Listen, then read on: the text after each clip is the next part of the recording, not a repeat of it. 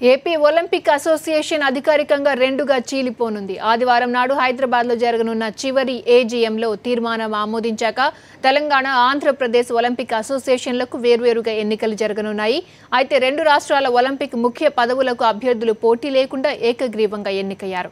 High court ఆదేశాల మేరకు జరుగుతున్న తమ ఎన్నికలకే చట్టబద్ధత ఉందని ఈ రెండు రాష్ట్రాల ఒలింపిక్ సంఘాధ్యక్షులు ఏకగ్రీవంగా ఎన్నికైన సీఎం రమేష్, ఏపీ జితేందర్ రెడ్డి మీడియాకు తెలిపారు.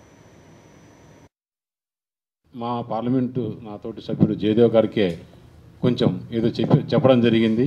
ఎలక్షన్ అంటూ మనం ఏదో పెట్టుకుంటాం ఇక్కడ మెంబర్లని.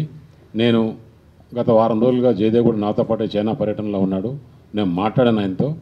నాకేం తెలీదు, మీరు ఒలింపిక్ అసోసియేషన్ అధ్యక్షునిగా ఉంటే బాగుంటుందని కొంతమంది మెంబర్లు చెప్పారు. అయితే ఏం చేయాలంటే ఈ మాదిరి ఎలక్షన్స్ పెట్టుకుంటాం, తిరుపతిలో మిమ్మల్ని ఎన్నుకుంటామన్నారు. సరే అన్నాను.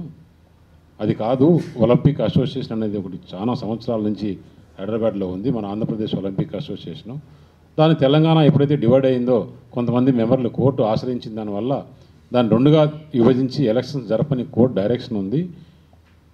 ఏదైతే ఒలింపిక్ అసోసియేషన్లో ఉన్నారో ఆల్రెడీ మెంబర్స్ అనేది ఐడెంటిఫై చేసి ఓటర్ లిస్ట్ తయారు చేశారు. ప్రతి జిల్లా నుంచి 13 జిల్లాల నుంచి ఒక సెక్రటరీ, ఒక ప్రెసిడెంట్ ఉంటారు.